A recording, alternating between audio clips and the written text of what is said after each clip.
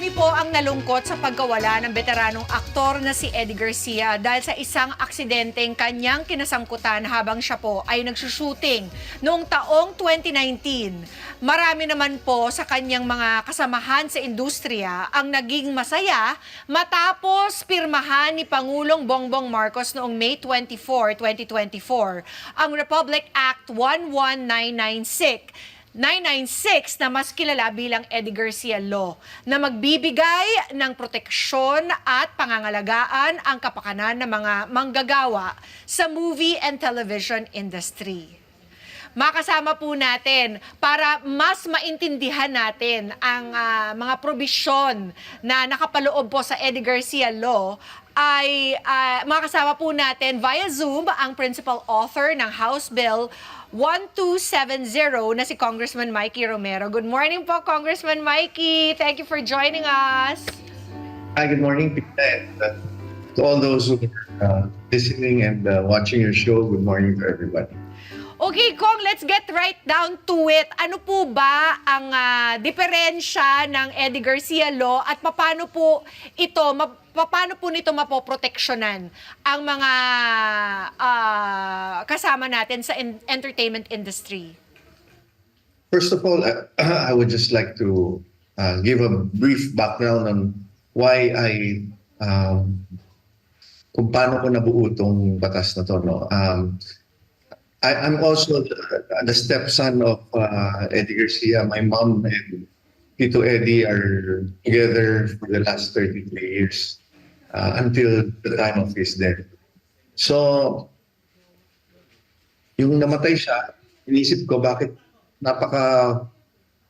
parang meaningless nangyaring pagkamatay niya. No? Nadapa lang siya.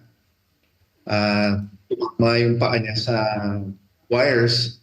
Sa set, and then he just left after 2 weeks, no? So with that, sabi ko sa sarili ko, it has to, maybe the next day after death, there should be a protection, or Tito Eddie's death Eddie Garcia's death should be meaningful, and that's why I came up with this Republic Act number 11996, which is now entitled Act of Protecting the Welfare of Workers in the Movie and Television Industry, or otherwise known as the Eddie Garcia. No? Anong ginawa namin? So this embodies the life and how he died, no? And how to protect the movie and TV industry by providing the actual work hours, the benefits, the basic necessities, the health and safety standards and protocols, and the working conditions. So lahat ipinasok ko na dito sa ngayon. Okay. Ano po yung pinaka-difference ng ginawa ninyo pong Eddie Garcia bill na ito na naging law na po doon sa mga previous laws that are already in place?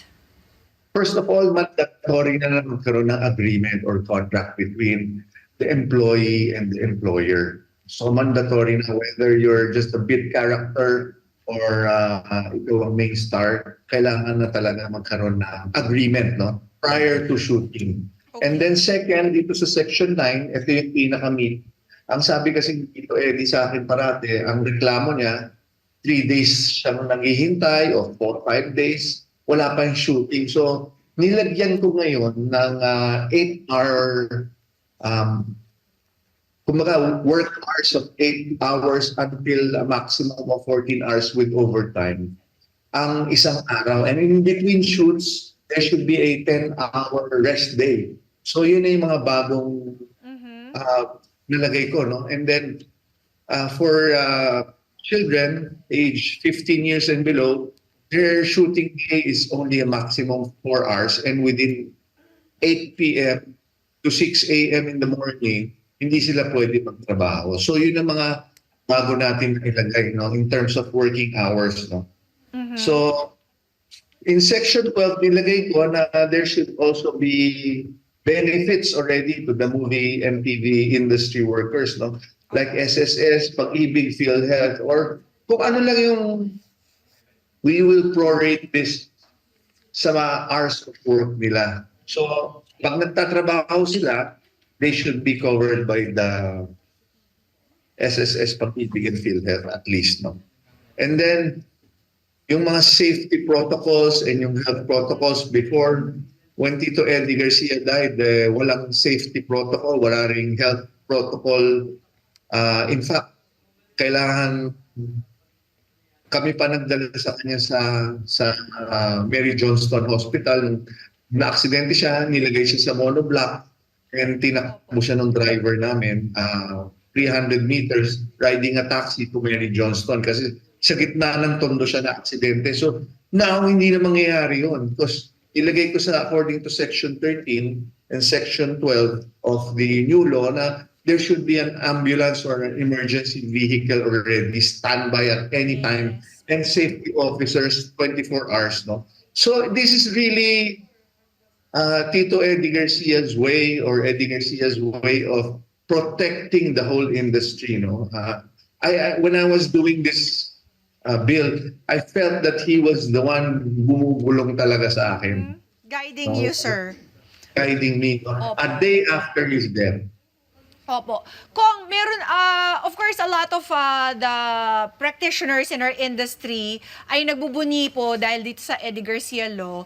But there are also some who want to have clarifications for certain provisions. Katulad po ng, some of them are under the opinion po na mas pabor daw po sa mga producers at networks ang provisions na nakapaloob daw po sa Eddie Garcia Law. Ano po ang comment ninyo tungkol dito? I don't think so because the law is really to protect the television and movie workers, no? Kasi alam nyo, there was nothing like this before. So bahala na si Batman, di ba? Yes. Naghihintay, I'm sure you have this experience na naghihintay ka sa set for 1 week or 3 days or 2 days na walang nangyayari. Now, maximum 8 hours, maghintay ka and you are paid already. And then in between sets, kailangan, we have to make it humane as possible. So kailangan ng 10-day rest, kailangan magpahinga ng mga talents. So yun ang mga need dito. And then the benefits, the SSS, PhilHealth, Yes. wala yan. Does this also include people who are project-based? Yung mga talents po, will they also, can they also ask for PhilHealth and SSS at Pag-ibig? Yes, mandatory na yun, no?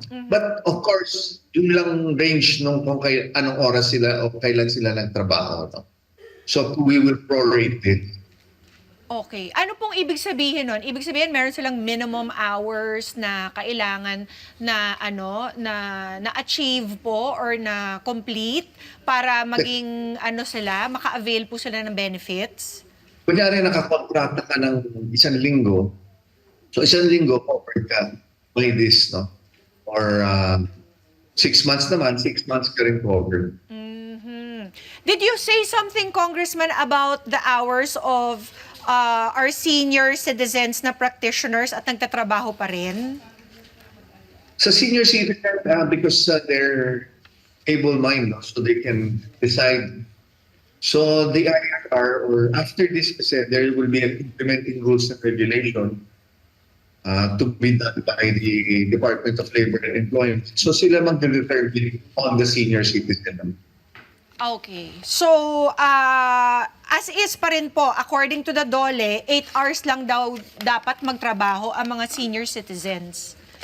Yes, this will be part of the IRR, which ang batas po kasi ganito Ang May 27 po, pinirmahan ni Presidente, it should be published nationwide within 2 weeks. And then after that, you can implement the law already. And the IRR, mga 6 months, 3 to 6 months po gagawin naman ng DOLE para may detalye na yung batas. Oh, okay. Congressman, I might as well ask you, about, you said 10 to 14 hours lang po ang maximum na working hours ng isang practitioner in movie and television. Paano po yung crew na are usually there before everybody else gets there and they're also the last people to leave kasi sila rin po yung nagpa-pack up? will they get overtime after 10 to 14 hours of work? This covers everybody, no? Whether you're in front of the camera or behind the camera, it covers everybody. So dito po sa section 9 nakalagay, per day it should be 8 hours, which can be extendable to a maximum of 14 hours, depending on the agreement and the overtime pay. At kung paano po yung mga lalabag, saan po pwede mag-file ng reklamo ang mga practitioners na who feel like these laws or provisions have not been observed? Sa section 24, we have included the penalties. So first offense, 100,000, second offense, 200,000, and the third offense, 500,000. Of course, lahat ito through the Department of Labor and Employment. Okay. Your final words na lang po, Congressman. First of all, yeah, thank you for guesting me in your show and giving me the platform to, again, adhere to the Eddie Garcia Act. No? Alam nyo, his life, it cost him his life to create this law. So it's very close to my heart. So, but Tito Eddie Garcia's name will now not be meaningless or not, hindi siya namatay in vain. So, this is actually a gift of Manoy Eddie Garcia to the whole movie and television industry. So, para kay Manoy po, maraming po salamat. Maraming salamat po sa inyong oras, Congressman Mikey Romero, sa inyong pagpapaliwanag tungkol sa Eddie Garcia Law. Have a Thank you great day again. ahead. Thank you po. Mga Kanet 25, this is Pia Guanyamago. For more Kada Umaga updates, please click the subscribe button and follow us on Net25 social media pages at Net25TV and at Net25 Entertainment Facebook page. See you guys. Bye!